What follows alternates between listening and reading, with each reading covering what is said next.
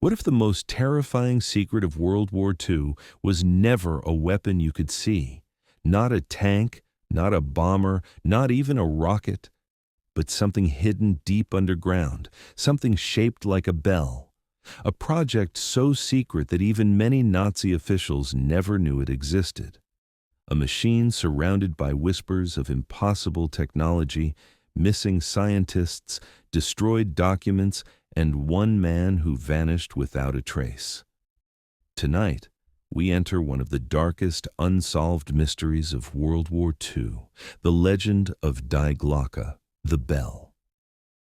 By 1944, Nazi Germany was collapsing. The Allies were closing in from the west, the Soviet army was crushing through the east, and the Third Reich was desperate. And desperation creates obsession. Hitler and his inner circle believed Germany needed something beyond ordinary weapons, something that could change the course of the war overnight, a miracle, a breakthrough, a wonder weapon. The Germans called them Wunderwaffen, and some were real. The V2 rockets, the first jet fighters, experimental submarines. But according to rumors, there was something even deeper, something hidden from the world, something not meant to be understood.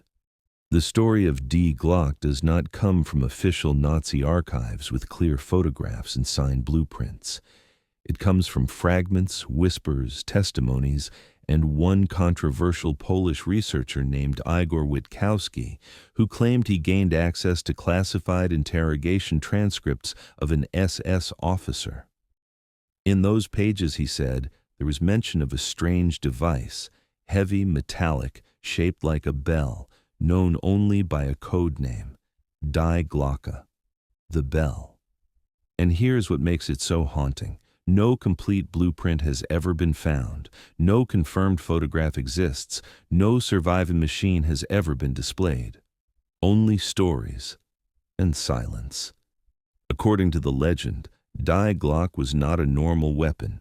It was described as a massive bell-shaped object, roughly the size of a small car, made of dense metal with strange internal components.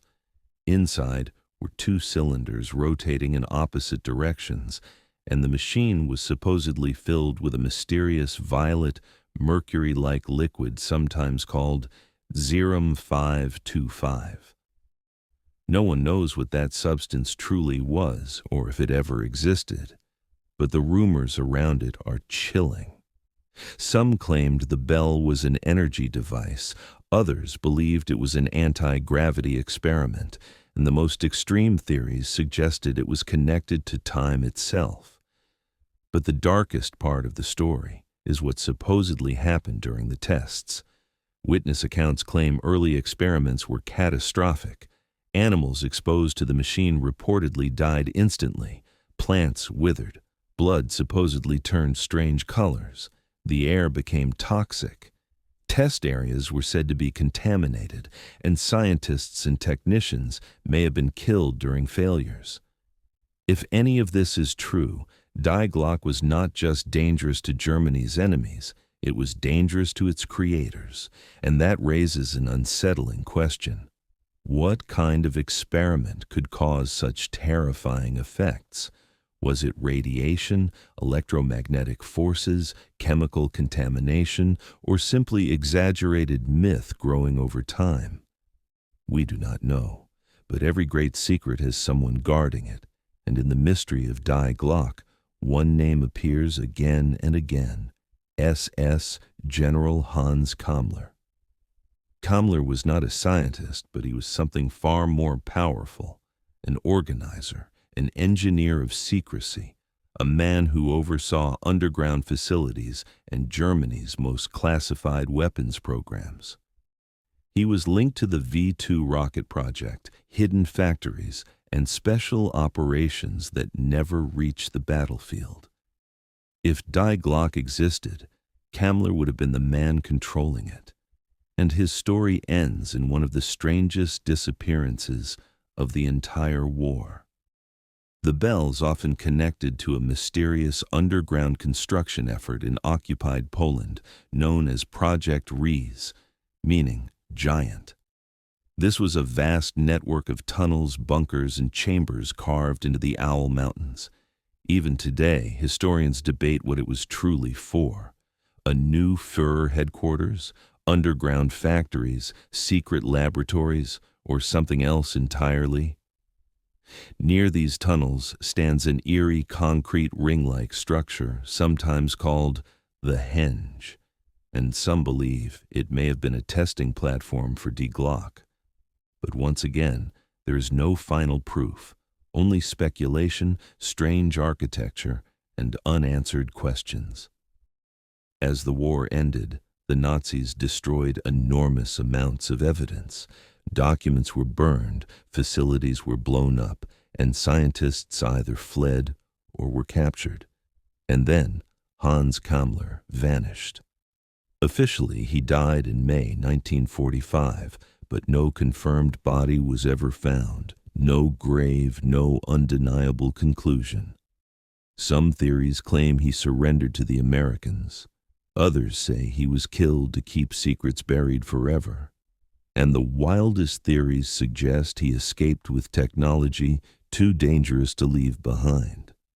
Because if Die Glocke was real, would any world power allow it to simply disappear?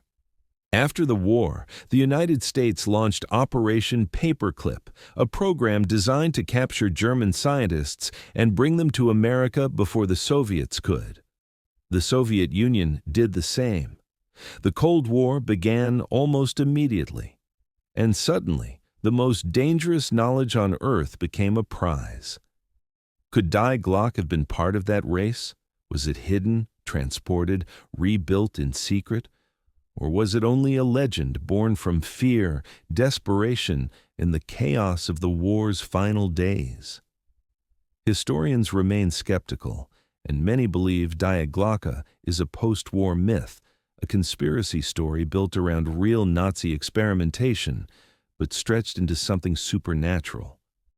Possible explanations include advanced centrifuge research, early nuclear-related work, chemical weapon experiments, or electromagnetic propulsion ideas. Or perhaps it was simply a rumor that grew larger with every retelling. But even if Die Glocke was not a time machine or an anti-gravity craft, the fact that we still debate it shows something powerful. World War II still holds secrets, and some shadows never fully disappear. So we are left with the haunting final question. Was Die Glocke a real Nazi superweapon, a failed experiment buried underground, a Cold War trophy taken by the victors, or the greatest myth of the Second World War? Maybe the truth is locked away in classified archives. Maybe it was destroyed forever. But one thing is certain. Somewhere between history and legend, the bell still echoes, and we're still listening.